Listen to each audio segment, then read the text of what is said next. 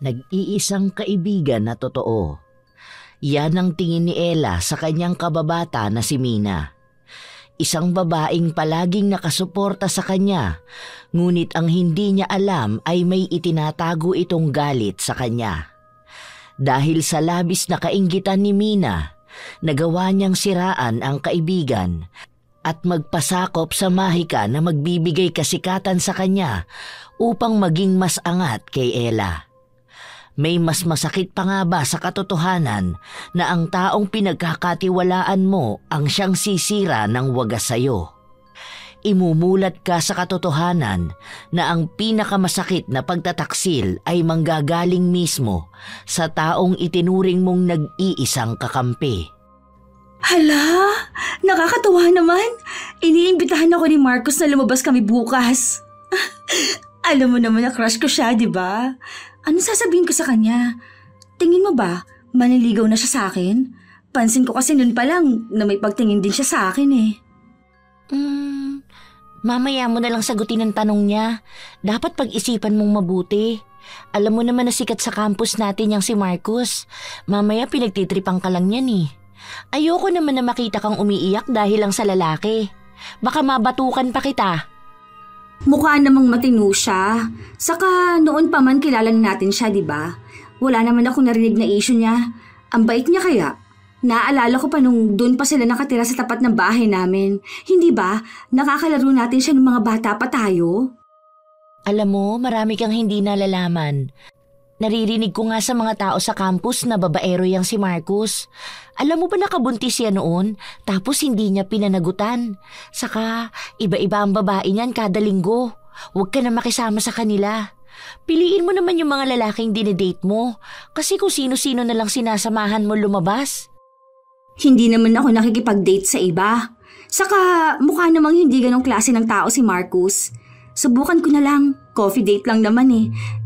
Di kung hindi kami mag-click, okay lang din. Wala naman mawawala. Kasi kung single naman talaga siya, single din naman ako. Napangiwi na lang si Mina nang sabihin ito ng kaibigan niya. Habang kumakain ng dalawa, hindi mapigilan ni Ella na tumingin sa kanyang cellphone at bahagya na napapangiti pa. Malamang ay nakakatanggap na naman ito ng mga papuri sa kanyang mga tagahanga, habang si Mina ay walang natatanggap na mensahe sa kahit na sino. Tiningnan niya pa ang cellphone niya na para bang umaasa na may magtatapat din ng pag-ibig sa kanya. Ngunit bigo siya. Alam mo bes, may napapansin ako sa'yo. Kasi parang medyo tumataba ka. Ewan kung ako lang ang nakakapansin ha, pero kasi yung pisngi mo parang nakalobo na.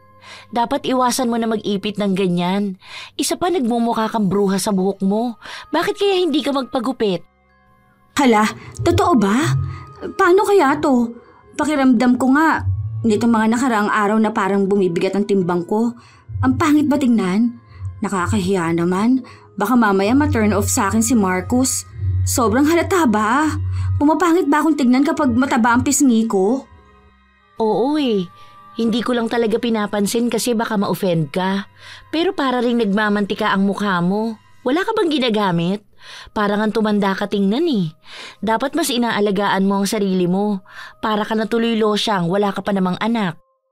Dahil sa mga sinabi ni Mina, hindi mapigilan ni Ella na tingnan ang kanyang mukha sa salamin. Isa si Ella sa mga may magandang mukha sa campus nila. Minsan nga ay sumasali pa siya sa mga beauty pageant kaya hindi niya maiwasan na mag-alala kapag naaapektuhan ang pisikal niyang kagandahan. Ito ang isa sa insecurities niya na pinupuntirya ni Mina. Dahil alam niyang ito lang ang magpapalungkot sa kaibigan niya. Hindi man pinapakita ni Mina, nakakaramdam siya ng tuwa habang nakikita ang pag-aalala ni Ella. Dapat kasi hindi ka na muna gumagamit ng makeup eh. Tapos bawasan mo yung mga kinakain mo. Halos araw-araw ka ba naman kasing tumatanggap ng mga chocolate? Dapat iwasan mo na yun. Tumanggi ka na lang kapag binibigyan ka. Bahala ka. Kapag ikaw tumaba wala nang magkakagusto sa'yo. Tingnan mo lumalaki na yung braso mo.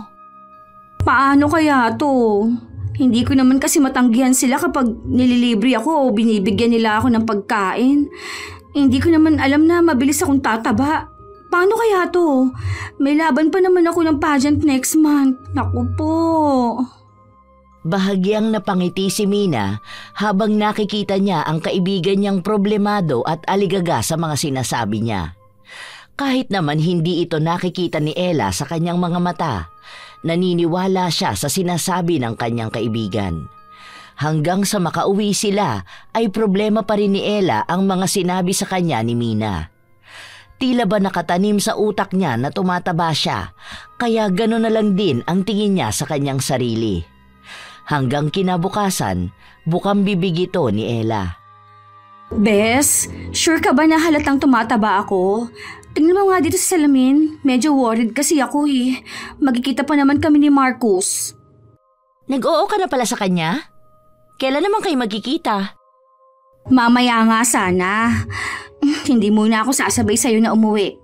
Tingin mo ba, mukha akong mataba dito sa suot ko? Ito kasi ang gagamitin ko mamaya kapag nagkita kami eh. Malaki ba ang tiyan ko? Tingnan mo ang braso ko.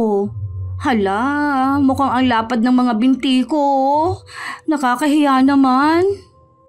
Nakatingin si Mina sa salamin kung saan paikot-ikot na tinitingnan ni Ella ang sarili niya. Hindi siya mapakali sa nakikita ng mga mata niya dahil binubuo ng utak niya ang mga komento ng kaibigan niya. Bagay naman sa'yo ang red na kulay, pero yung shape kasi ng dress, mukhang hindi fit sa katawan mo. Nagmumukhang malapad ang katawan mo, parang wala kang dating. Pero okay na yan, coffee date lang naman yun. Ang mahalaga, maganda naman ang kalooban mo. Tara na, mag-ayos ka na ng mukha mo. Kanina pa tayo nasa CR. Nakakahiya naman makipagkita kay Marcus. Hindi ko na tuloy alam kung tutuloy pa ako ngayon. Ano ba sa tingin mo? Kung ako ang tatanungin mo, wag na muna. Siguro, magpapayat ka muna at magpaganda. Kesa ganyan ka. Hindi na mawari ang nararamdaman ni Ella. Napuno na siya ng insecurity sa kanyang mga naririnig.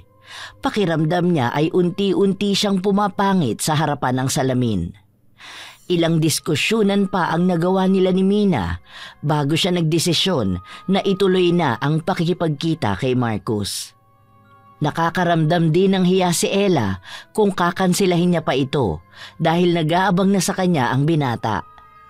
Dahil nasa date si Ella, naiwan ang kaibigan niya na mag-isa. Hanggang sa napansin ito ng isang grupo kung saan nais ni Mina na mapabilang. Oh, wala na naman ba ang BFF mo? Saan na naman siya nagpunta? Anong klaseng BFF yan kung iniiwan ka lang basta? Saan pa ba yun pupunta? Malamang nakipag-date na naman sa kung sinong lalaki.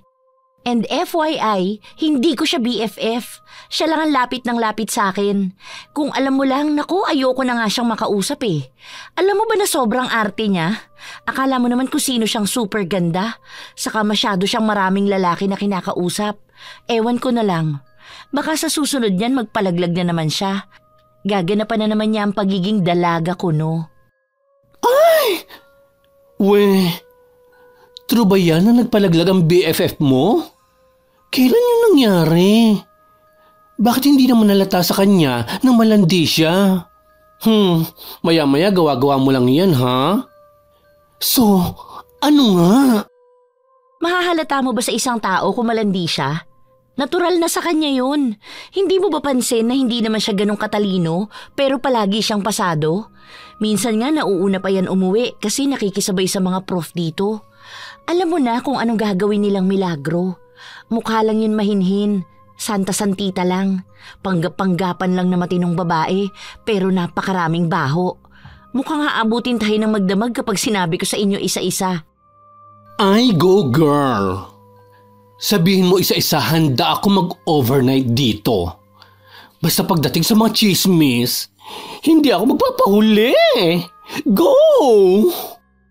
Nagsimula na si Mina na siraan ang tinuturing niyang kaibigan. Naglabas siya ng mga kwentong mukhang kapani-paniwala sa mga nakakarinig nito. Dahil siya lang naman ang kinakaibigan ni Ella, wala sa kanila ang nakakaalam ng tungkol sa buhay ng dalaga. Kaya madaling paniwalaan ang mga lumalabas sa bibig ni Mina. Idagdag pa sa kung paano siya magkwento, talagang masasabing totoo ang mga ibinabalita niya. Hindi yan chismis ha. Ang chismis pwedeng totoo, pwedeng hindi. Ang sinasabi ko ay totoong nangyayari sa buhay ni Ella. Ako lang ang nakakaalam nun, pero dahil mga kaibigan ko kayo, sasabihin ko rin sa inyo. Para naman hindi kayo magmukhang walang alam. Mabiktima pa kayo nun. Pero talaga ba? Bakit si Marcus pa ang napili niyang landiin? Ang sabi mo, may sugar daddy siya. Tapos, gusto niya rin makuha si Marcus? Naku, ang kati naman masyado ng babae na yun. Paano mo natitiis na kaibiganin yun? Kasi sa totoo lang ha, prangka akong tao. Hindi ako makikipagkaibigan sa mga makakate at may bahid ng karumihan ng pagkatao. Wala naman ako magagawa. Siya ang kusang lumalapit sa akin. Minsan nga iniiwasan ko na siya pero lapit ng lapit sa akin. Paano nga ba naman siya magkakaroon ng kaibigan? Baka bigla pang mangagaw ng jowa. Kaya kayo, ingatan niyo mga BF niyo. Baka makuha yan ni Ella. Simple lang yun gumalaw pero matinik. Literal na lintayon. Talagang sipsip kung sipsip. Ingat-ingat ha. Basta ako binabalaan ko lang kayo dahil concerned din naman ako sa inyo. Ay! Nakakalorky! Hindi ko expected na ganyang klase ng babae si Ella. Mukha talaga siyang anghel sa amo ng mukha niya. Well, sa bagay, ang sabi nga nila, ang madalas na gumagawa ng kasalanan ay ang mga mukhang anghel. Ay, grabe na talaga ang mga tao. Hindi mo aakalain ang mga tinatagong baho. Nagpatuloy ang usapan nila patungkol kay Ella. Mga kwentong inimbento lang naman ni Mina para makuha ang atensyon ng mga tao sa paligid niya.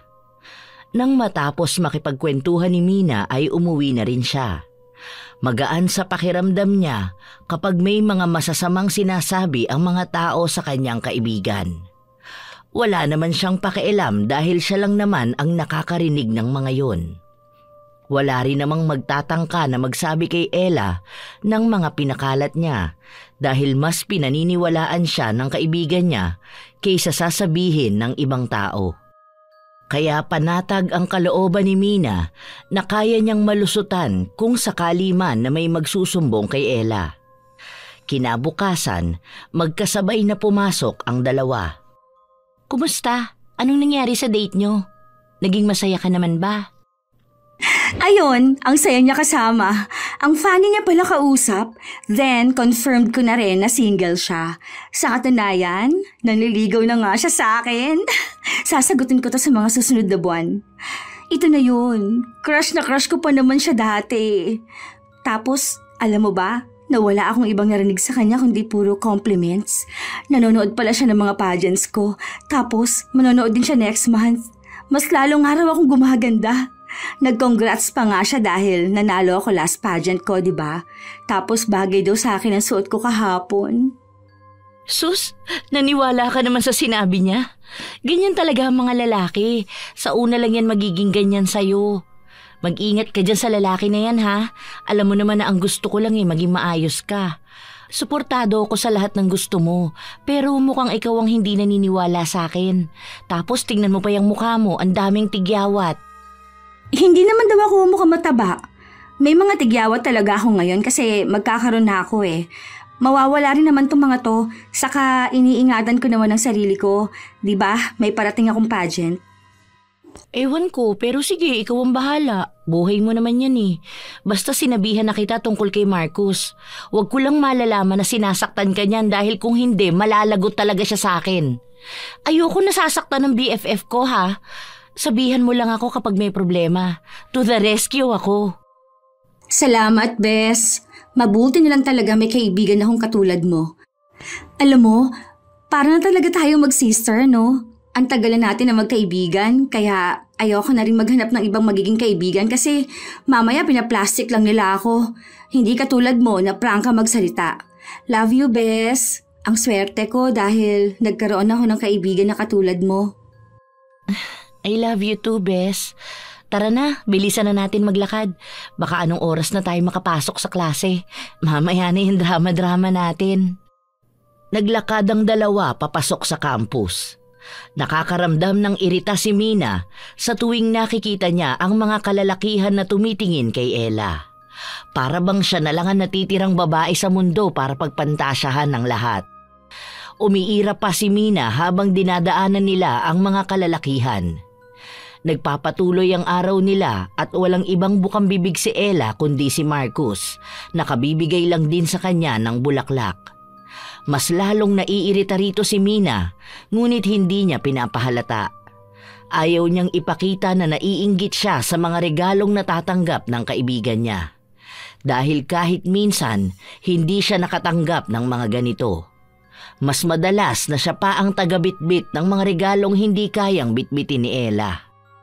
Diba? Sabi ko sa'yo ang sweet niya. May flowers na, may letters pa. Ano ba yan? Baka mapaaga ko siyang sagutin. Oo nga, ang sweet niya sa'yo. Mukha ngang seryoso na siya sa panliligaw ah. Ano na bang balak mo niyan? Kung sure ka na sa kanya, support na ako. Basta siguraduhin mong walang ibang babae yan ha. Kinikilala ko pa naman siyang maigi. Kasi napapaisip din ako sa mga naging usapan natin. Gusto ko pang mas makilala pa ang pagkatao niya. Bukas nga, pupunta kami sa birthday ng mama niya. Akala mo yun, hindi pa naman kami. Pero parang gusto na akong ipakilala sa parents niya. Aba, ayos yan. Diyan mo talaga mahahalata na seryoso siya sa'yo. Ano naman ang susuotin mo bukas? Bibili ka ba ng bago o yung mga luma mo na lang na damit? Yon ang problema ko. Ang sabi niya may theme daw. 50th birthday kasi ng mama niya eh. Tapos, purple ang theme color. Iniisip ko nga kung may maganda ba akong damit. Bumili lang kaya ako? Pwede naman. Tara, samahan kita. Para bago tayo umuwi, daanan natin yan. Para makita ko rin kung maganda ba yung damit na mapipili mo. Dapat mag-stand out ka sa mga bisita para mas makita ng nanay niya ang kagandahan mo. Sigurado ka ba pwede mo akong samahan? Hindi ka ba pagagalitan sa inyo? Hayaan mo, kakausapin ko na lang si tita kapag late na tayo nakauwi. Alam mo naman na basta ikaw ang kasama ko, hindi ako pinapagalitan sa bahay. Tara na pala, baka anong oras pa tayo makauwi. Para sana makahanap tayo ng magandang damit para sa'yo. Bilisan mo, excited na ako. Parang mas excited ka pa sa akin. Ang supportive mo namang BFF. Aba syempre naman, kailan ba ako hindi naging excited sa mga ganap mo sa buhay? Sandaling yumakap si Ella sa kaibigan niya. Sayang, kung pwede lang sana kitang isama sa kanila kasi imbitado lang ako eh. Sa susunod na lang kapag naging kami na talaga ni Marcus. Ano ka ba? Hayaan mo na, wala yun. Hindi ko rin naman dapat makilala ang mga magulang niya. Sa'yo ang corona, kaya magpakitang gilas ka sa kanila ha. May ngiti sa labi, ngunit may inggit sa damdamin. Ito ang nararamdaman ngayon ni Mina. Pangarap niya rin na maka-attend sa magagandang event, ngunit hindi naman siya nakakasama sa mga ganong lugar. Kahit na may sama siya ng loob sa kaibigan, sinamahan niya pa rin ito sa mall upang pumili ng damit na isusuot nito. Ayaw niyang mahalata ni Ella na may tampo siya sa buhay na tinatamasa nito. Ayan, maganda yan, bagay sa'yo. Natatakpan ng taba ng tiyan mo. Hindi masyadong halata. Tapos nakakover din yung braso mo. Bakit? Kapag fitted ba masyadong halata ang tiyan ko? Mas gusto ko pa naman yung isa. Oo eh. Saka mukhang hindi naman maganda na pupunta ka ng party ng parents ni Marcus. Tapos ganun ang suot mo. Mas maganda nga yung simple lang eh. Kasi para ka nagtatrabaho sa bar kapag yung isa ang sinuot mo. Hindi bagay sa'yo. Pero ang buong katotohanan ay mas nangingibabaw ang kagandahan ni Ella sa isang damit. Pinapapangit lang talaga ng dalaga ang tingin dito para hindi ito piliin ng kaibigan. Sa bagay, tama ka naman. Ikaw, kumuha ka na ng damit mo dyan. Ako na magbabayad. Libre ko na sa'yo para sa pagsama mo sa akin. Dali na, huwag ka na mahiya. Marami dyan na magagandang damit for sure bagay yun sa'yo. Noong una ay hindi pa kumuha si Mina, ngunit mapilit ang kaibigan niya. Binilhan siya ng 2 pares ng damit. May binili pa sila na pares ang disenyo, magkaiba lang ng estilo. Para bang kapag sinuot nila ito ay para silang kambal. Salamat dito, Bes.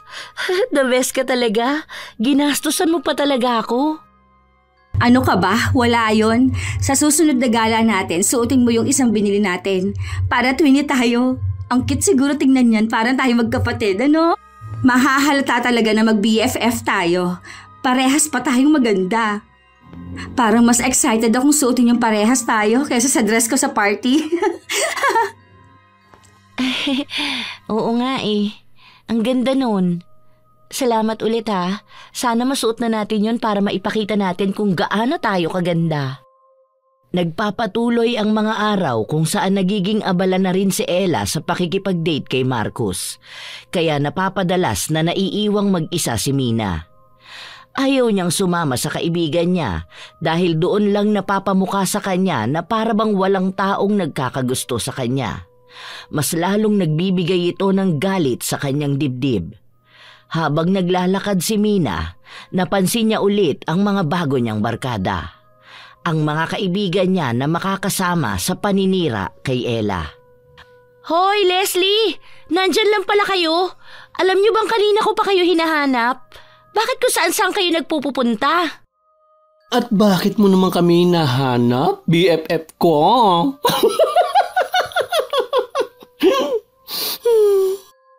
Baliw ka, wag mo nga akong tawagin na BFF. Nakakairita yan. Nakakadiri pa nga na mag-twinny daw kami. Like, mukha ba akong malandi para magmukha kaming kaparehas? Hindi ako sumasama sa kung sino-sinong mga lalaki na kagaya niya. Mukha ba akong pokpok? Ayan ang gusto ko sa'yo, BFF. May mga bago ka na namang chika sa amin. Halata naman dyan sa face mo na iritado ka doon sa pasosyal na malandi mong BFF. See? Saan talandi? So, anong latest chika mo, ha? Ay oo naman, iritang-irita ako sa kaartehan niya. Feeling sosyal, galing naman sa mga lalaki niya ang pera niya. Siguro nga may nangyari na sa kanila ni Marcus kahit na hindi pa daw sila. Daw ha? Kasi sabi niya hindi pa sila official. Pero kung kiligin, kiring-kire. Akala mo naman ngayon lang kinilig sa buong buhay niya. Paano mo naman nasabi? May patunay ka ba na may nangyari na sa kanila? Ay, kwento mo naman sa amin. Bilis! Alam mo naman na yan ang isa sa gusto naming malaman. Halika, umupo ka rito, BFF namin. Magsimula ka na magkwento. Wala pa naman, pero pakiramdam ko lang. Ipapakilala nga raw siya sa pamilya ni Marcus. Ay sus, sinong niloko niya? Nek-nek niya ipapakilala. Baka palusot niya lang yon para makapunta sa bahay ng lalaki.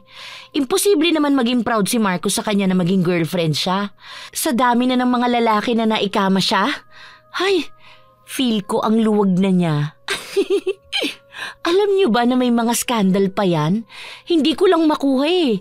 Halos lahat yata ng lalaki na kinikita niya natitikman na siya. Literal na babaeng para sa lahat. Oh? Really? Ang dali lang kasi sa kanya noon dahil maganda siya.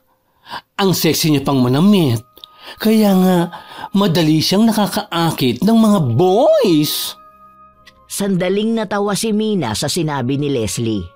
Para bang isang biro ito na nagbigay ng saya sa kanya. Anong maganda ron? Maputi lang siya, no? Tingnan mo nga kung pagkukumparahin mo kaming dalawa. Kung ako naging kasing puti niya, sige, sabihin mo sinong mas maganda sa amin. Kaya nga takot na takot yun umitim eh, kasi alam niyang mas aangat ang ganda ko. Insecured nga sa akin yun eh. Sino pa bang mas maganda? Siyempre, ang anak siya ko na yan. Oh, tignan mo ang face card niyan. Talagang islay kong islay. Kaso, mali ang nasasamahan mo. Doon ka pa napupunta sa malandi. Mabuti na lang at hindi ka nadadamay sa kakatihan ng babae na yun, no? Oh, teka ha. Baka maging babae para sa lahat ka rin. Never akong gagaya sa kanya. Matino akong babae. Hindi nga ako pumapatol sa mga putyo-putyo na lalaki tapos igagaya mo lang ako sa kanya. Mahiya naman kayo. Nagsimula na ang tawanan sa kanila. Mas marami pang mga paninira ang sinabi ni Mina sa mga barkada niya. Ito ang isa sa gusto nilang nagiging usapan, ang mga ikasisira ni Ella. Kung saan malaya nilang malalait ang babaeng itinuturing na kaibigan ni Mina kapag kaharap lang. Dumadalas na ang pagsama ni Mina sa mga barkada niya kung saan mas nakakaramdam siya ng kasiyahan. Dahil ang galit niya kay Ella ay galit din ng mga barkada niya. Isang Sabado, nananahimik si Mina sa loob ng bahay nila nang makarinig siya ng katok. "Sandali lang! Sino yan?" "Ha? Oh, Ella! Anong ginagawa mo rito? Teka, umiiyak ka ba? Tara nga dito sa loob. Anong nangyari sa'yo?" Bes, may naninira sa akin sa social media. Tingnan mo to. Naglalagay siya ng mga edited pictures ko at may mga hate post pa about me. Tingnan mo to isa. Sinabihan niya pa ako na malandi ako at pokpok. Inagaw ko raw ang BF niya at nagpabuntis ako sa matandang teacher natin. Hindi ko alam kung sino to at kung bakit na to ginagawa sa akin. Sandaling natigilan si Mina. Pinaupo niya muna ang kaibigan at binigyan ng maiinom upang pakalmahin ito. Saka niya tiningnan ang mga post tungkol sa paninira kay Ella. Nabasa niya mula roon ang lahat ng mga kwentong gawa-gawa niya, kung saan marami na ang nakakabasa. May mga lumang pictures pa si Ella na pinagtatawanan nila roon. Samut-sari na ang mga komento. Nahihiya na ako. Baka mamaya isipin ni na mami na totoo yan. Bes, tulungan mo akong mahanap yan. Sinisiraan niya ako. Nakakahiya. Baka kasi may naiinggit sa'yo, Bes. Kasi naman sobrang ganda mo. Tapos gusto ka lang sirain. Hayaan mo, tutulungan kita na mahanap mo kung sino tong walang yana to. Kapag ito talaga nakita ko, sasabunutan ko to. Hindi pwedeng inaapi ka ng ganyan. Ang bait-bait mong tao para lang pagtawanan ng mga to. Hay! Nabubwisit na ako sa kanila. Ganap na ganap ang galit ni Mina upang ipakita ang simpatya sa kaibigan. Ang hindi alam ni Ella, si Mina mismo ang gumagawa ng mga ito. Doon niya inilalabas ang mga peki niyang kwento para maapektuhan ang kaibigan. At nagtagumpay na nga siya. Kumakalat na sa nakararami ang mga maling balita tungkol kay Ella.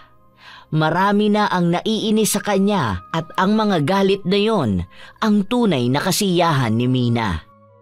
Masama ba akong tao, Bes? Bakit kailangan akong siraan? Hindi ko matanggap. Nakakahiya pa dahil nakita na yan ng mga tita ko. Malamang papagalitan nila ako. Bakit kailangan mangyari sa akin ang mga ganito? Hindi ka masamang tao, Bes. Sadyang may mga tao lang talaga na naiinggit sa'yo. Huwag ka magpa-apekto sa kanila, ha? Kahit na anong mangyari, nandito lang ako. Hindi ba mag-BFF tayo? Para nakamo tayong magkapatid dahil ako nakasama kita ng mahabang panahon at mas kilala kita. Kaya ang mga taong kilala ka, kailanman hindi maniniwala sa mga ganitong paninira sa'yo. Hayaan mo, narito ako para ipagtanggol ka. Maraming salamat sa'yo. Hindi ko na alam ang gagawin ko kung wala ka. Mabuti na lang may kaibigan akong tulad mo. Salamat dahil palagi mong pinapalakas ang loob ko. Salamat talaga, palagi kang nandyan sa tabi ko. Hindi ko alam kung paano kita mapapasalamatan sa lahat ng mga kabutihan mo sa akin. Ano ka ba? Hindi mo na kailangang suklian ang kabutihan ko sa'yo. Tunay akong kaibigan at kahit na kailan, hindi ako humihingi ng kapalit. Iisa lang naman ang gusto ko, ang maging maayos ka. Ang maging maayos tayong dalawa. Promise mo sa akin na walang iwanan, ha? Ikaw lang ang taong maaasahan ko. Ikaw lang ang taong naging kakampi ko. Promise, walang iwanan. Mahigpit na yakap ang iginawad ni Ella sa kaibigan niya. Habang irap naman ang naging tugon ni Mina. Lahat ng mga lumabas sa bibig niya ay pawang kasinungalingan. Dahil ang katotohanan ay nais niya itong mapabagsak. Pagod na siyang maging pangalawa lang sa linya. Gusto niyang maging sentro din ng lahat. Ang maranasan, ang mahalin at hangaan ng mga tao. Kaya lahat ay gagawin niya para lang sa ikasisira ng kaibigan niya. Nagpapatuloy ang mga paninira na post kay Ella. Pero ang tangi lamang ipinapayo ni Mina ay wag na niyang pansinin yun. Magpatuloy lang siya sa kanyang buhay. Na para bang nagbibigay siya ng motivation sa kaibigan na siya rin naman sinisiraan niya. Nakita niyo na ba yung mga post sa kanya? 'Di ba? Totoo naman talaga yung mga yun. Sabi ko sa inyo eh. Ngayon, mas naniniwala na kayo sa akin. Ikaw siguro ang gumagawa nun, no? Ikaw lang naman atang nakakaalam ng mga ginagawa ni Ella. Sige, aminin mo na ikaw talaga ang gumagawa ng account na yon para masiraan mo siya. Hoy, hindi no. Bakit ko pa siya pag-aaksayahan ng oras? Ang dami kong ginagawa. Saka hindi lang naman ako ang nakakaalam ng mga baho ng babae na yun. Marami na talaga ang naiinis sa kanya. Ang dami na niyang inagaw na lalaki ha. Hindi ko kasalanan kung malandi siya tapos may paiyak-iyak pa siya sa akin na nasasaktan siya. Gusto ko nga sanang barahin na, ay, naiiyak pa lang malandi. Kaso pinigilan ko na lang ang sarili ko. Inaalala ko kasi ang mararamdaman niya. Parang tanga nga siyang umiyak, hindi bagay. Oh, so ano naman na ang balita sa kanila ni Marcus? Tunay ba yung nasa post na nahuli siya ni Marcus na may ibang kasamang lalaki? Sila na ba ni Marcus? Ang tagal mo naman magbalita sa amin. Oo, sila na ni Marcus. Hindi naman siya gaanong nagkukwento tungkol sa kanila ni Marcus. Pero dun sa lalaki na nakakasama niya, oo, nasasabi niya sa akin. Sabi niya pa nga, mas magaling yun kaysa kay Marcus. Gwapo lang daw talaga si Marcus, pero hindi magaling. Kaya halatang dismayado siya. Sa katunayan nga, matanda na yung lalaki. Hindi halata na mahilig siya sa mga uugod-ugod na, no? Mas mapera kasi yun. Ay, totoo ba? Varsity pa naman si Marcus. Sa totoo lang ha, crush ko kasi yun. Tapos, hindi naman pala magaling. Totoo ba yung mga sinasabi mo? Baka mamaya, eme-eme mo lang yung kay Marcus. Oo, kaya ang gamit niya lang kay Marcus, fame. Tingnan mo, naglalaro na naman siya ng ganda-gandahan kapag kasama yung lalaki na yun. Halata rin naman na tinitikman lang siya. Ewan ko ba dun? Masyadong patay na patay sa kanya si Marcus, samantalang ilang beses na yung nagpalaglag para lang matawag na dalaga. Ikaw, palagi mong pinagdududahan ng mga kwento ko. Inambaan pa ni Mina ang kausap niya, ngunit hinawi lang ni Leslie ang kamay nito para magpatuloy sa kanyang tanong. Bakit ba niya pinapalaglag? Hindi ba siya kayang panindigan? Sa bagay, nag-aaral pa kasi siya. Malamang anak yun ng lalaking ginawa siyang kabit. Ano ka ba? Kabit yang si Ella. Ilang matatandang may asawa na ang kinakalantari niyan. Hindi halata no. Ako din naman kung tatanungin mo ko, hindi ko rin naman inaasahan yun. Kung di lang ako naging BFF ko no, hindi ko pa malalaman. Iisipin ko pang pinong babae siya. Parang dalagang Pilipina, yun pala dala na. Ay, ang hirap talaga maging kabit. Pero dun siya masaya kaya hinahayaan ko na lang. Habang nagkukwento si Mina ng mga kasiraan ng kaibigan niya, panay sila tawanan. Ginagaya niya pa kung paano umiyak si Ella nung araw na yon. Pinagtatawanan niya rin ang mga naging payo niya rito. Hindi niya masikmura na nagagawa niyang maging plastic sa harap ng babaeng kinaiinisan niya. Matagal na niyang ginagawa ito at nakakaramdam na siya ng pagod. Ngunit hindi niya malayuan si Ella dahil marami siyang nagiging pakinabang dito. Tinutulungan kasi siya ni Ella sa pag-aaral niya dahil hindi na siya magawang sustentuhan ng kanyang mga magulang. Kaya titiisin niya ang pakikisama rito hanggang sa makapagtapos siya ng pag-aaral. Habang nakatambay mag-isa si Mina, napansin niyang palapit sa kanya si Lester, ang matagal na niyang hinahangaan na binata. Hey, kumusta? Bakit mag-isa ka ata ngayon? Nasaan si Ella? Bakit hindi mo siya kasama? Wala. Nasa boyfriend niya. Ano palang ginagawa mo rito? Parang napapadalas na kitang nakikita sa paligid Hindi ka na masyadong busy sa ginagawa mo sa buhay mo. May nobyo na si Ella? Kailan pa? Sabi ko naman sa'yo na ilakad mo ako sa kanya. Naunahan patuloy ako ng iba. Ang hina mo naman eh. Kung noon mo pa ako nilakad, sana kami na ng pinakamagandang babae sa campus. Dahil sa narinig ni Mina, unti-unting nawala ang ngiti sa kanyang labi. Muli siyang nakaramdam ng galit sa kaibigan. Maging ang lalaking gusto niya, hindi niya kayang makuha dahil ang kaibigan niya ang napupusuan nito. Ano? Pati ba naman ikaw manghang-mangha sa kanya? Lahat na lang ba ng lalaki? Para namang masyadong santa ang tingin niyo sa kanya? Pag-agawan niyo na siyang lahat. Medyo nagbago ang tono ng boses ni Mina, kung saan napansin ito ng kausap niya. Nagagalit ka ba? Hindi, bakit naman ako magagalit? May dapat ba ako ikagalit? Di ba wala naman? Wala naman kasi akong karapatan. Sa bagay, wala nga. Akala ko kasi galit ka na sa akin. Nagtaka lang ako, parang may iba sa tono mo. Oo nga pala. Kumusta pala ang kaibigan mo? Kasi nakita ko yung mga post ng paninira sa kanya. Grabe ang gumawa nun. Siguro inggit na inggit yun kay Ella, no? Sa bagay, sino ba naman ang hindi maiinggit sa kanya? Nasa kanya na ang lahat. Maganda, mabait, matalino, sikat. Tapos, galing pa sa marangyang pamilya. Siguro yung naninira na yun sa kanya, malungkot ang buhay nun.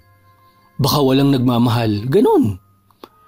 Baka hindi nagugustuhan ng crush niya. Baka pangit yun. Kapag nakita ko talaga kung gaano kapangit yung naninira kay Ella, talagang kawawa sa akin yun. Siya ang ipapahiya ko sa lahat. Inaaway niya masyado ang Ella ko eh. Grabe ka naman manlait. Malay mo naman may mga nalalaman talaga siya tungkol kay Ella. Bakit? Sinasabi mo ba na totoo ang mga pagbibintang niya? Halata naman na hindi magagawa yun ni Ella. At saka, sa'yo pa talaga nang galing yan? Hindi ba dapat mas galit ka? Oo nga, mas galit ako. Ang sabi ko nga sa kaibigan ko kapag nakita ko yon, talagang kakalbuhin ko. Minsan lang naman napapaisip ako. Hindi rin naman sa hinuhusgahan ko ang kaibigan ko ha. Pero paano kung totoo naman, di ba? Hindi yun totoo. Ano ka ba? Hindi magagawa ni Ella na maging kabit. Ang tinong babae nun. Baka kamo, yung nag-post sa kanya, yun babaeng akala niya para sa lahat. Pero wala namang may gusto. Nakakatawa, di ba? Kaya nga, nagtatago yun sa anonymous account para hindi malait. Hindi na kumibo pa si Mina. Hinayaan niya lang ang mga panlalait na nanggagaling kay Lester. Hindi man niya aminin, nakakaramdam siya ng sakit dahil hindi naman siya kilala ng binata. Kaya bakit ganun ito makapagsalita? Halos lahat na ng panlalait ay nasabi na ni Lester. Huwag na nga natin yan pag-usapan. Kami nga ni Ella hinahayaan na lang namin tapos ikaw panay ka pa open ng topic na yan. Hayaan mo na yun, mananahimik din naman siguro yun. Baka kapag hindi na natin yun pinansin, kusa na rin siyang mananahimik.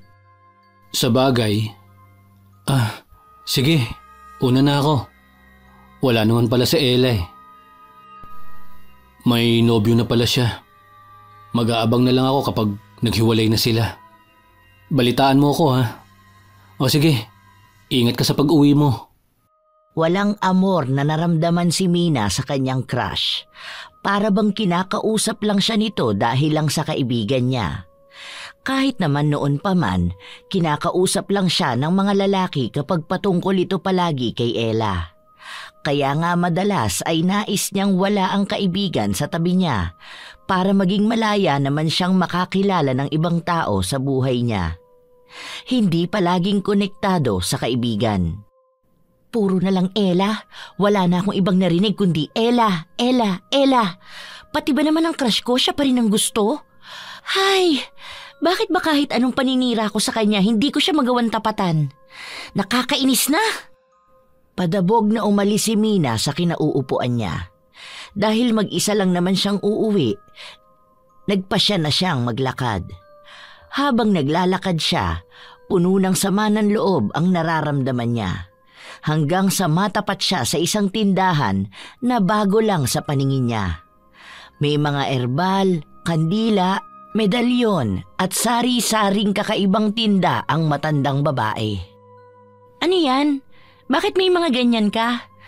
Meron ka ba diyang tinitinda na magpapaakit sa lahat ng mga taong nakapaligid sa akin? Natawa pa si Mina habang tinatanong ito. Dahil akala niya ay hindi seryoso ang matandang babae. Ngunit tinanong siya nito kung anong klaseng panghalina ba ang nais niya. Sinabi ni Mina na panghalina na gustuhin siya ng mga taong nakapaligid sa kanya. Kaya binigyan siya ng babae ng isang maliit na garapon. May laman yung kulay asul na tubig. Ang payo sa kanya ng babae ay ilagay niya ito sa kanyang pabango. Sa ganung paraan, sino mang tao ang makakaamoy ay magiging maamo sa kanya. Tinanggap ito ni Mina. Ano ba to? Bakit ba ako nagpapapaniwala sa matandang yun? Makakatulong ba sa akin kapag ginamit ko to? Well, wala naman sigurong mawawala. Sa pabango ko naman ilalagay. Kinabukasan, maagang pumasok si Mina kung saan gamit niya ang pabango na nilagyan niya ng gayuma. Habang naglalakad siya papasok sa campus, napansin niya ang mga binata na nakatingin sa kanya. Kumakaway pa ang mga ito na para bang may magandang babae silang nakita. Anong nangyayari sa mga to? Bakit sila nakangiti sa akin? Oh, kumindat pa yung isa. Wala naman si Ella sa tabi ko ah. Weird naman ang mga to. Hindi pinansin ni Ella ang mga kalalakihan. Hanggang sa kinausap siya ng mga ito. Pinuri ang kagandahan niya. Doon lang napagtanto ni Mina na maaaring epekto ito ng pabango niya. Katulad ng sinabi ng matanda na kung sino man ang makakaamoy sa kanya ay makukuha niya ang amor. Napakagatlabi si Mina habang kumakaway sa mga tao na nagpapapansin sa kanya. Ngayon, nararamdaman na niya ang matagal niyang pangarap. Ang mapansin ng mga tao sa paligid niya. Pakiramdam niya ay mas maganda na siya kay Ella.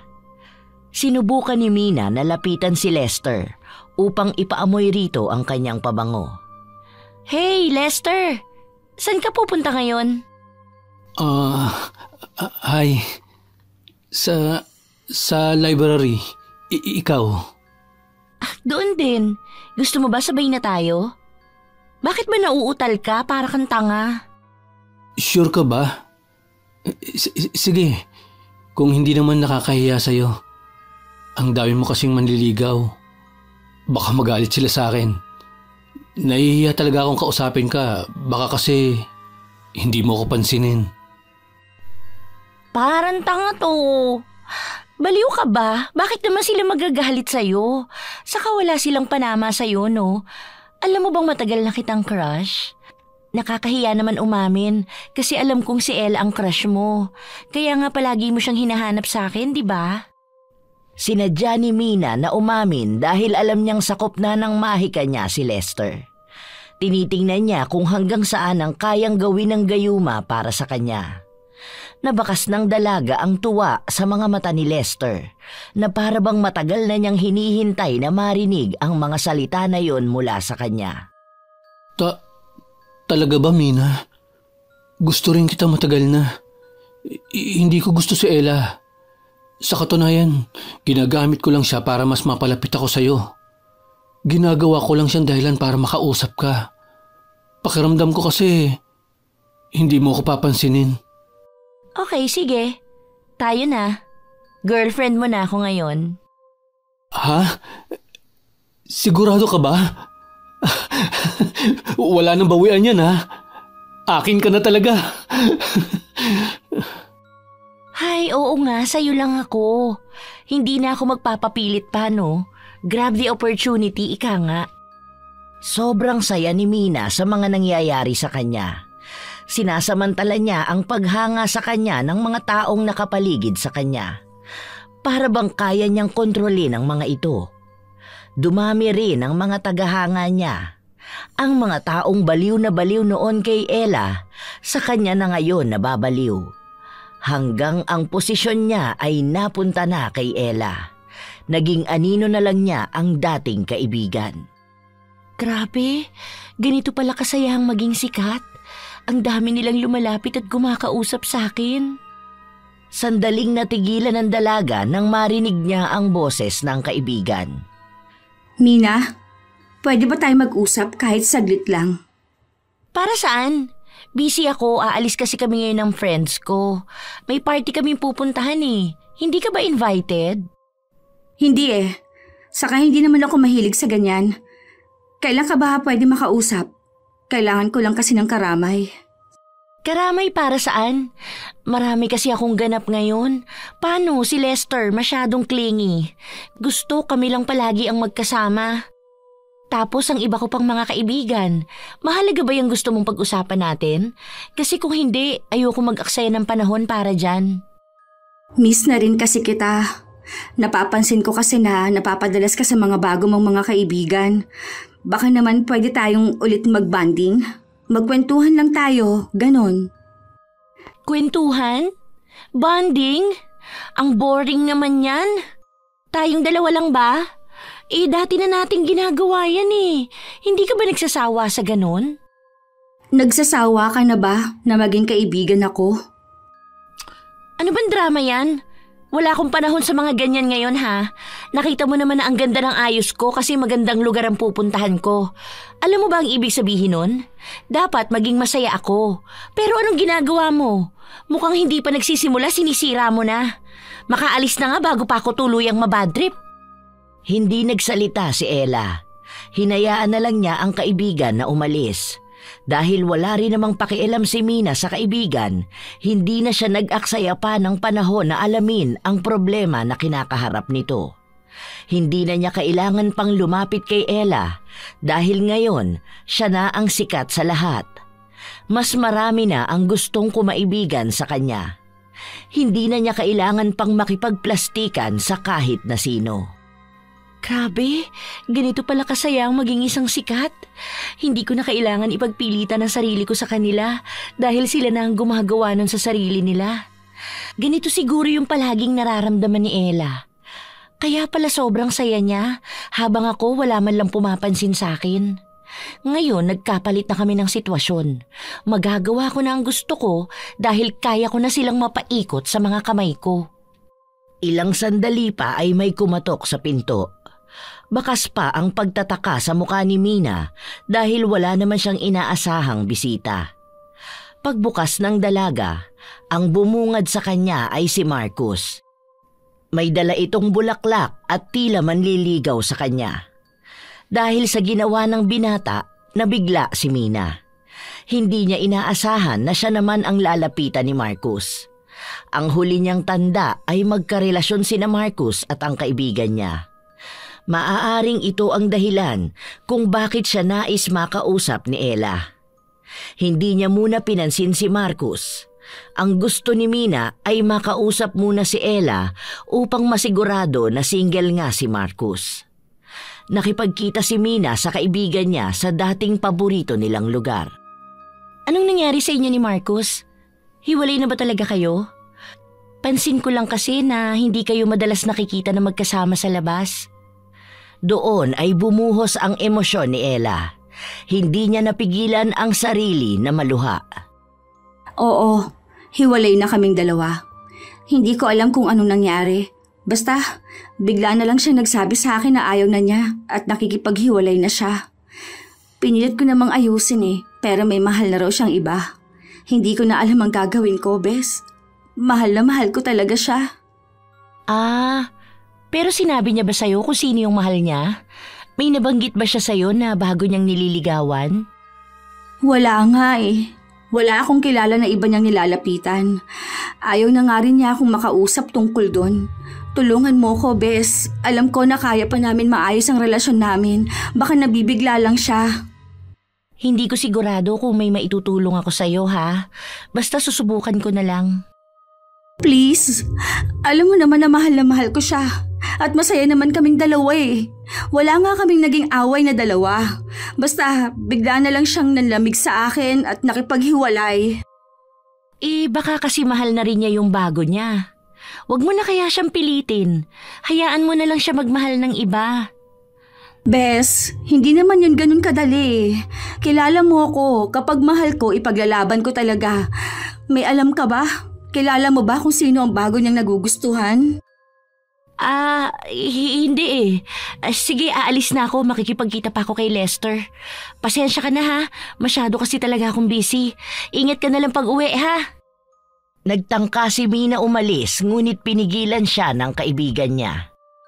Mag-best friend pa rin naman tayo, di ba? Hindi naman yun magbabago, di ba? Hindi ako sigurado sa bagay na yan. Sige na, aalis na ako. Naging malamig ang pakikitungo niya kay Ella. Wala na siyang kailangan sa kaibigan kaya ayaw na niyang makipaglokohan dito na mananatiling matatag ang pagkakaibigan nila. Kahit na alam naman talaga ni Mina na peke lang ang lahat. Walang naging totoo sa haba ng panahon na yon. Ngayon pa ba niya ipagsisiksikan ang sarili niya kay Ella kung kailan natatamasa na niya ang kasikatan na matagal na niyang pinapangarap? Single si Marcus at nililigawan niya ako, pero boyfriend ko si Lester. What if pagsabayin ko silang dalawa? Mas masaya ata yun. Maganda naman ako at kaya ko silang mapasunod sa mga gusto ko. Hanggat may pabango ako, magiging mabango rin ang tingin sa akin ng lahat. Kaya ko silang kontrolin lahat. Ang saya nito. Pagpasok ni Mina, pinuntahan niya kaagad si Marcus at kinausap ito. Sinabi niya na papayag siyang maging nobya nito, ngunit kailangan muna nilang isikreto. Sa labas ay magkarelasyon sila. Habang sa loob ng campus ay silang dalawa ni Lester. Dalawang lalaki ang mapapasakamay ni Mina dahil sa kapangyarihan ng gayuma. Sa katunayan, hindi niya gusto si Marcus pero gusto niya itong gamitin laban sa kaibigan niya.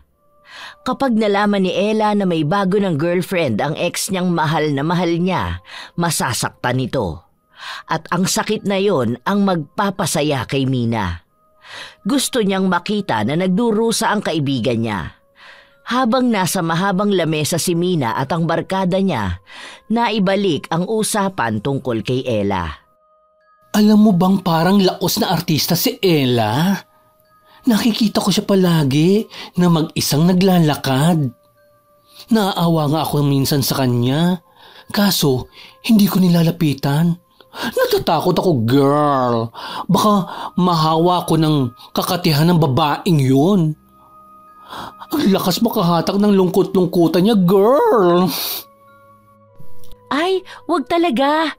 Magaling yan kapag dating sa paawaan. Wag mo natangkain dahil baka ikaw naman ang susunod na magkaroon ng issue about kalandian. Anyway, speaking of Elang malantod, alam niyo bang hiwalay na sila ni Marcus? Ay! For real? Kailan pa? Sorry sa sobrang busy ko, late na ako sa balita. Paano? Hindi ka rin naman nagkukwento. Alam mo naman na ikaw lang ang nagtsatsagang kausapin ang bruhildang haliparot na yon. So, ano nga ang nangyari? Spill the tea, girl! Naghiwalay na sila ni Marcus dahil nahuli siyang nakikipag-jug sa ibang lalaki. Take note ha, hindi lang isang lalaki kundi dalawang matanda. Sponsors niya ata yung mga yun. Imagine, sa ganun kaamong mukha, magagawa palang manloko at pumatol sa matanda. Nakakadiri, di ba? Kung ako naman ang nasa kalagayan ni Marcos, hihiwalayan ko talaga yun. Hindi siya maipagmamalaki. Kapag nahalungkat pa ang baho niya, mapapahiya pati ang pamilya ni Marcos. Kaya tama lang yung desisyon niya na hiwalayan na yung babae na yun. Bakit naman nagkaganon siya? Kaya nga, ayaw ko na rin lumapit sa kanya. Baka mamaya, may sakit na siya, mahawa pa tayo. Ay, anong klaseng babae yun? Mabuti, kinakaibigan mo pa. Girl, tigilan mo na siya dahil baka mamaya madamay ka pa sa mga issues niya sa buhay. Isipin mo ang image mo. Sikat ka sa campus, tapos makikipag-friendship ka sa basura? Inuunti-unti ko na nga naalisin siya sa list of friends ko eh. Masyado lang siyang makulit. Walang ibang ginawa kundi ang puntahan ako sa bahay. Tapos kapag tinatawag niya ako rito, talagang umiiwas ako, no? Nakakahiya kaya na may makakita sa aming nag-uusap. Baka mamaya isipin nila katulad niya ako. Go girl, tama yan. Huwag kang papaapekto sa babaeng yon. Don't go lower, girl. Alam naman natin na ikaw ang pinakasikat dito, kaya sa'yo kami boto. Yes, of course. Hindi ako gagaya sa katulad niyang pokpok. Damang-dama pa ni Mina ang mga paninira sa kaibigan niya nang hindi niya namamalayan na nakatayo pala ito sa likuran niya. Naririnig ang lahat ng mga sinasabi niya. Humugot ng lakas ng loob si Ella upang magsalita. Kahit na pakiramdam niya ay napupunit na ang kanyang dibdib sa labis na sama ng loob. Bakit ka ganyan magsalita sa akin, Bes? Nabigla ang lahat at napatingin sa likuran nila, kung saan nakatayo roon si Ella. Ang mga mata niya ay may mga namumuong mga luha. Bakas din sa panginginig ng kanyang mga kamay ang pagtitimpi sa kanyang emosyon. OMG! Nalaman na ng malandi ang buong katotohanan. Aalis na muna kami, Mina. Gusto kang kausapin ng BFF mo. Babush! Dali-daling umalis ang barkada ni Mina, kung saan dalawa na lang silang naiwan upang makapag-usap. Walang nababakas na pagsisisi sa mga mata ni Mina na para bang kaya niyang panindigan ang mga nasabi niyang paninira. Ano bang ginagawa mo rito? Alam mong kasama ko ang tropa ko, di ba? Panira ka talaga ng moment kahit na kailan. Nakita mo namang masaya kaming nag-uusap-usap. Narinig ko na lahat. Bakit mo pinapakalat ang mga ganong kwento? Alam mong walang katotohanan ng mga yon. Bakit kailangan mo akong siraan sa kanila? Alam mo, ang mga pinagdaanan ko, walang ganong nangyari. Bakit? At sino naman ang may pakialam sa katotohanan? Totoo naman na malandi ka eh. Lahat nga ng lalaki gusto mong makuha. Di ba noon pa man, ang mga crush ko ikaw ang gusto. Kasi nilalandi mo silang lahat. Kaya ka lang naman nagugustuhan ng mga yon dahil inaakit mo sila. Wala naman talaga nagmamahal sa'yo. Naririnig mo ba ang mga sinasabi mo? Kailan ko inagaw para sa'yo? Alam mo na wala akong ginusto sa mga lalaking lumalapit sa akin, lalo na kung alam kong gusto mo sila. Dahil may respeto ako sa'yo. Kahit na minsan, wala akong sinabing masama tungkol sa'yo. Kapag may mga naririnig ako sa paligid ko, mas pinipili kong ipagtanggol ka dahil ayokong minamaliit ka ng iba. Dahil mahal kita, dahil kaibigan kita. Pwes ako, hindi kita tinuring na kaibigan. Kahit na minsan, hindi kita naging kaibigan. Dahil walang kaibigan na katulad mo. Ginagawa mo kung anino mo eh. Sa tuwing magkasama tayo, walang nakakakita sa akin. Ikaw na lang ang palaging magaling. Ikaw na lang palagi ang maganda. Sa'yo na lang palagi papabor ang lahat. Kaya galit ako sa'yo. Kung alam mo lang kung anong nararamdaman ko. Nanginginig ako sa galit tuwing lumalapit ka sa akin, pero wala akong magawa dahil ayaw mo naman akong lubayan. Hindi ka agad kumibo si Ella. Nakatitig lang siya sa mga mata ng kaibigan. Nagbabaka sakali na may natitira pang pag-asa para sa pagkakaibigan nila. Ngunit bago siya may makita, tanging galit lamang ang namumutawi. Galit na hindi naman niya napansin noon. Bakit? Bakit ngayon mo lang sinabi to? Bakit kailangan mo pa akong siraan sa lahat? Pwede naman nating pag-usapan ang mga problema natin Hindi na sana umabot pa sa ganito. Dahil yun lang ang paraan para mawala ka sa linya. Gusto kong maramdaman mo rin ang sakit na nararanasan ko. Ang sakit ng pagiging mag-isa at talunan. Hindi mo yun maiintindihan dahil simula pa noon, mahal ka na ng lahat. Bida ka na, habang ako, kailangan ko pang ipagsiksikan ang sarili ko. Hindi na mawari ni Ella kung saang galit ba nagmula ang mga salitang yon ni Mina. Nasa lalim ng bawat hugot, para bang ni minsan, sa tagal nilang magkaibigan, hindi siya nito tinuring na tunay. Please, aminin mo sa akin ang totoo. Tinuring mo ba akong kaibigan kahit na minsan? Sinubukan mo bang tumingin sa mas magandang bagay na pinagsamahan natin? Sa tagal ng mga yon? Hindi. Ni minsan hindi kita kinilala bilang kaibigan. Sukang-suka ako sa sarili kong pinagtitiisang kita makasama ng mahabang panahon. Wala tayong magandang pinagsamahan. Dahil sa lahat ng yon, ikaw lang ang naging masaya. Peke lang lahat ng pinakita ko. Kaya ngayon na alam mo na, utang na loob. Layuan mo na ako. Huwag mo na akong kausapin kahit na kailan dahil hindi na kita kailangan. Nakukuha ko na ang pagtingin ng mga tao na matagal ko nang pinapangarap. Hindi ko na kailangan lumapit sa'yo. Tapos na lahat, Ella. Ayoko na. Matapos itong sabihin ni Mina ay nagmamadali siyang umalis. Ang mga salitang binitawan niya ay bumaon sa puso ng kaibigan niya. Ang bawat letra ay umuukit ng sakit, ngunit baliwala lang itong lahat kay Mina. Wala siyang naiwan kahit nakatiting na awa. Ngayon na nailabas na niya ang saloobin niya kay Ella, oras na niya upang damahin ang kasikatan na tinatamasa niya. Lumilipas ang mga araw, hindi na sila nag-uusap ni Ella. Para bang hindi sila magkakilalang dalawa. Hindi nagkikibuan at may kanya-kanyang buhay. Nakakasama na ni Ella ang mga taong gusto niyang makasama. Nagpapakasarap siya kasama si Lester at paminsan ay si Marcus. Ginagawa niyang laruan ang mga ito at ang mga tao sa paligid niya. Nalulunod na siya sa kasikatan hanggang isang beses. Girl, alam mo na ba yung mga bali-balita tungkol sa'yo? Ang daming lumalaganap ngayon na bulong-bulungan. Paano wala ka pang alam? Tungkol sa akin? Anong balita ang kumakalat tungkol sa akin? Yes, girl. Alam mo ba na may nagpapakalat na malandi ka?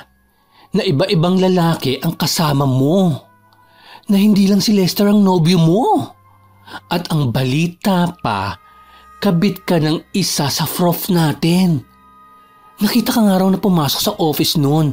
Tapos paglabas mo, para kang pagod na pagod. May isa pa na nakakita sa'yo na pumasok ka sa hotel.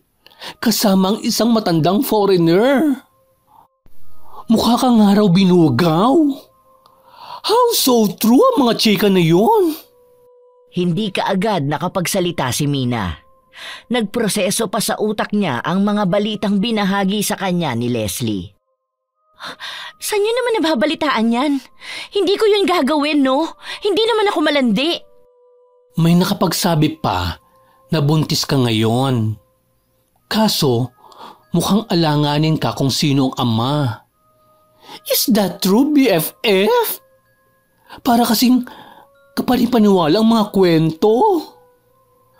Kung tunay man yon, siguro, maglaylo ka muna sa pagsama sa amin. Naaapektuhan ang grupo namin eh. Hindi kasi kami tumatanggap ng masyadong ma-issue at problematic. Baka mamaya madamay pa kami. May masabi bang masama sa amin. Kaya tatanggalin ka na namin ha? Kahit hindi ka naman talaga kasali. Hoy, teka, ano ba pinagsasasabi nyo? Matagal na tayong magkakasama ha? Bakit ngayon sa akin yung binibintang ang mga ginagawa ni Ella nun? Ay, teka, siguro si Ella ang nagpapakalat niyan. Ano, ginagantihan niya ako? Makita ko lang talaga yung babae na yun, makakatikim talaga siya sa akin. Actually, hindi galing kay Ella, kundi galing kay Marcus at Lester. Narinig ko na nag-uusap silang dalawa. Sa totoo nga, para silang nagtataka kung bakit kanila biglang pinatulan. Parang may nangyari daw na kakaiba sa kanilang dalawa. Oo nga naman. Bakit ka ba pinatulan ni Lester? At bakit ka nagustuhan ni Marcus? No offense girl hindi ka kasi mukhang kapatol-patol. Parang lahat talaga magdududa kung yung dalawang yun pa ang magkakagusto sa'yo. Again, huwag kang masaktan sa katotohanan. Hindi kumibo si Mina. Pagtataka ang mababaka sa kanyang muka. Agad niyang kinuha ang pabango na nasa bag niya, ngunit ubos na ito. Wala na siyang masimot kahit nakaunti. Patay, naubos na pala to. Hindi ko man lang napansin. Hala, paano na to ngayon? Hindi pwedeng bumalik ako sa dati. Are you okay, girl? Bakit parang namumutla ka? Kinakausap mo pa ang sarili mo? Teka, hindi ba attractive pa rin naman ako tingnan?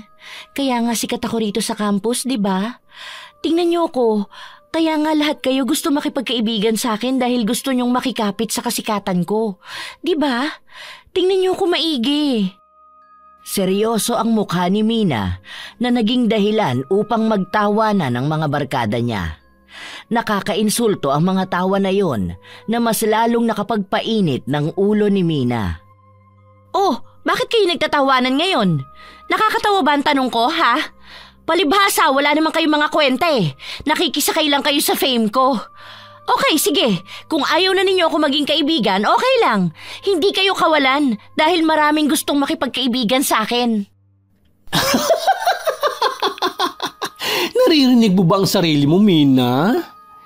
Hindi ka nga naging attractive kahit ni minsan. Sino naman ang makikipagkaibigan sa'yo? Walang may gusto sa'yo rito. Tara na nga, girls. Umalis na tayo dito. Mukhang may nahihibang na. Hoy, you're not belong to us anymore. Babush! Nagtagis ang mga ngipin ni Mina bago siya sumigaw sa galit. Dahil sa inis niya, lumabas siya ng campus kung saan hinanap niya ang babaeng nagbenta sa kanya ng gayuma. Ngunit hindi na niya ito makita kahit saan. Nagpunta na rin siya sa malalapit na lugar na maaaring pagtambayan ng matandang babae. Ngunit wala siyang nakita kahit pabakas nito. Hindi rin kilala ng mga nagtitinda ang babae na yon, kaya kahit na magtanong si Mina, wala siyang makuhang sagot. Buisit naman! Bakit ba naubos ka agad ang pabango? Ano nang gagawin ko nito? Hindi na umiepekto sa kanila ang ginagawa ko. Pero susubukan ko muna. Kailangan kong makausap si Lester. Nagmamadali si Mina na hanapin si Lester. Sinusubukan niya itong tawagan ngunit hindi sumasagot ang binata. Nakablock na rin yata siya sa mga social media nito. Sa pagkadesperada niya, kahit na may klase pa si Lester, tinawag niya ito. Lumabas naman ang binata na bakas ang inis sa mukha. Ano bang pinunta mo rito? Alam mo na may klase ko, pupunta ka pa rito. Nakakaistorbo ka kung alam mo lang. Pwede ba tayo mag-usap? Bakit naman ako nakablock sa social media mo? Hindi mo rin sinasagot ang mga text ko sa'yo. May problema ba tayong dalawa? Hindi ba maayos naman tayo? At bakit naman hindi kita i-block? Una sa lahat, hindi ko alam kung bakit may mga ganun tayong usapan. Hindi ko ma-imagine sa sarili ko. At saka sino ka ba sa inaakala mo? Para tanungin mo ako ng ganyan. Sino ako? Girlfriend mo ako, Lester. Girlfriend mo. Bakit ba ganito ka magsalita sa akin? Para mo na rin hindi ginagalang ang pinagsamahan nating dalawa. Hindi ka agad nakapagsalita si Lester. Halata na kinokontrol niya ang sarili niya sapagkat may kakaibang galit siyang nararamdaman kay Mina. Isa ito sa epekto ng gayuma na ginawa sa kanya ng dalaga. Sa oras na mawala ang bisa ng gayuma, galit ang magiging kapalit ng pagmamahal na nararamdaman niya nung mga panahong nasa ilalim pa siya ng Mahika. Babe, ano ba naman to? Pag-usapan natin to ng maayos. Parang awa mo na, wag mo naman akong ituring na iba. Hindi ba mahal na mahal mo ko? Naaalala mo ba ang mga ginagawa natin? Kung saan tayo nagpupunta? Ang mga nabuo nating pangarap? Ano, itatapon mo na lang ba yun na parang basura? Ano ba? Bitiwan mo nga ako? Kung alam mo lang kung anong pandidiri ang nararamdaman ko kapag naaalala ko ang mga yon. Basura naman talaga yon. Ni hindi ko nga maalala o maipaliwanag sa sarili ko kung bakit kita pinatulan at nagustuhan. Pwede ba? Lumayo ka na sa akin. Nakakahiya na sa mga nakakakita sa atin. Ayokong makita ka dahil galit lang ang nararamdaman ko sa'yo. Tigilan mo na ako ha, dahil baka kung ano pang magawa ko sa'yo. Matapos itong sabihin ni Lester, tinalikuran niya si Mina na para bang isa itong babae na nakakadiri para sa kanya. Naiwan ang dalaga sa kawalan habang ang mga tao na nakarinig ng mga sinabi ni Lester ay nagsisimula ng magbulungan at pagtawanan siya. Para bang bumalik siya sa dati niyang mundo.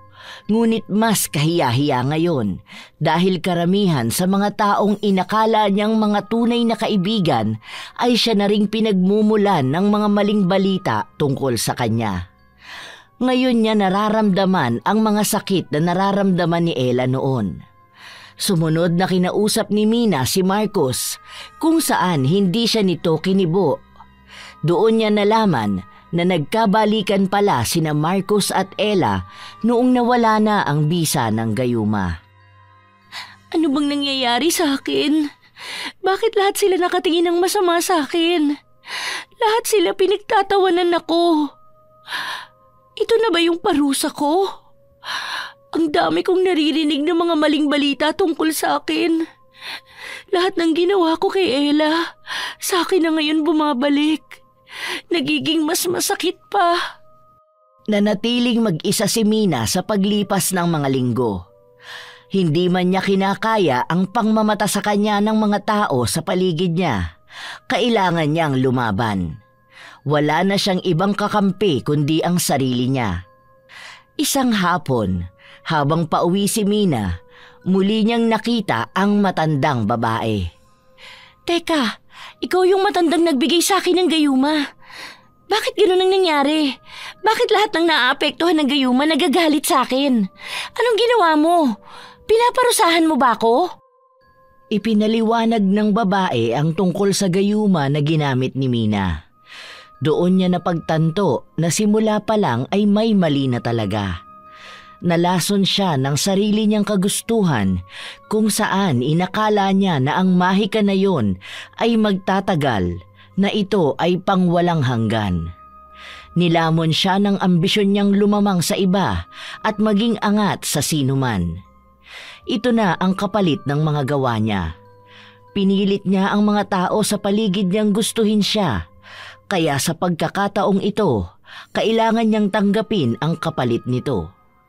Simula pa lang naman noon, ang mga taong nahalina sa amoy niya ay hindi naman talaga siya gusto.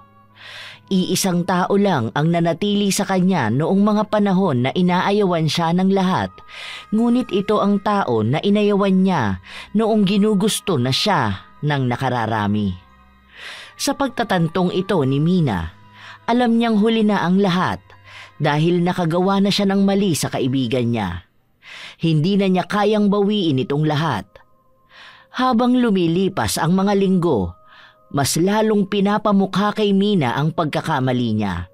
Pinaranas sa kanya pabalik ang mga pinaranas niya noon kay Ella upang mas maunawaan niya ang damdamin ng isang taong tinatraidor ng taong pinagkakatiwalaan nila. Bakit ba ako umiiyak? Kasalanan ko namang tong lahat. Dapat panindigan ko to. Kahit pa mag-isa ako, dapat tatagan ko ang kalooban ko.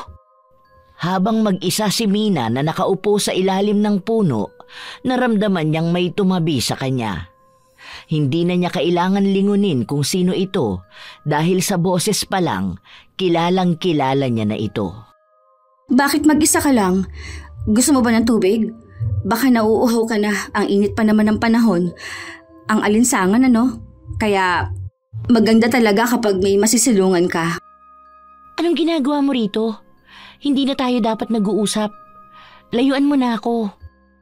Nakikisilong lang ako sa ilalim ng puno. Masyado kasing mainit. Kailangan ko na masisilungan. Alam mo na, kapag napupuno na ng tensyon ng mundo, minsan kailangan natin ng pahinga. Kung saan may makakasangga tayo at poprotektahan tayo sa init. Katulad ng puno na kinauupuan natin ngayon, sinasangga niya ang init para lang mabigyan tayo ng lilim na magsisilbing pahingahan ng pagod nating puso at utak. Tila ba may pasaring ang mga salita na yon. Hindi man direkta, nauunawaan ni Mina ang ibig sabihin ng dating kaibigan. Sandaling katahimikan ang pumagitna sa kanilang dalawa bago nagsalita si Mina. Pinipigilan pa nito ang kanyang sarili na maluha. Sorry. Sorry sa mga nasabi ko at nagawa ko. Ayos lang sa akin kahit na hindi mo ako mapatawad ngayon. Pero sana dumating ang panahon na makuha ko ang kapatawaran mo. Naiintindihan kita kung nagagalit ka sa akin dahil mali naman talaga ang ginawa ko. Siniraan kita sa mga taong akala ko tunay na kaibigan ng turing sa akin. Maling-mali ako. Ang dami kong nagawang masama. Ang mahalaga sa akin, narinig ko ang paghingi mo ng tawad. Kasi sa totoo lang, kahit na hindi ka humingi ng tawad sa akin, kusa na kitang napatawad. Ayoko magtanim ng galit sa isang tao, lalo na kung ikaw yon. Tao na nakasama ko noong mga panahon na talunan ako, mga panahon na panalo ako, at mga panahon na nasa gitna ako. Kaya hindi rin kita kayang iwan sa panahon na ikaw naman ang may kailangan ng tulong. Bakit ba ang bait mo? Nakakainis ka. Bakit ba sa dami ng nagawa ko sa'yo mas pinipili mo pa rin kaibiganin ako? Naging traidor ako. Siniraan kita. Nagpakalat ako ng mali tungkol sa'yo. Magalit ka na lang sa akin. Ilayo mo na ang sarili mo sa isang tao na kagaya ko. Hindi kita deserve. Ayan, umiiyak na ang BFF ko. Halika nga rito. Hug mo na lang ako para bati na tayo. Huwag mo nang uulitin yun ha. Miss na miss ko na magkaroon ng BFF. Nakakainis ka. Dapat kasi magkabati lang tayo palagi. Hindi na napigilan pa ni Mina na humagulgol ng iyak. Dahil sa mga nagawa niya, iisang tao lang ang nakakaintindi sa kanya. Si Ella lang ang bukod tangi na hindi tinabla ng gayuma. Dahil simula pa noon, tunay na ang pagmamahal at paghanga niya sa kaibigan. Muling nanumbalik ang sigla ng pagkakaibigan ng dalawa. Nagsimula silang harapin ang panghuhusga ng lahat, ipinagtanggol at ipinaglaban kung ano ang tunay. Simula noon, nakaramdam na rin ng kaginhawaan si Mina. Napagtanto niyang kahit na kailan, hindi niya dapat tinuring na kalaban ang nag-iisang tao na kakampi niya. Bumawi siya sa kaibigan at tunay na ang ipinapakita niya. Hanggang sa makapagtapos sila ng pag-aaral, ipagpapatuloy nila ang pagkakaibigan, pagpapatawad at pagmamahalan na walang halong galit at panghuhusga.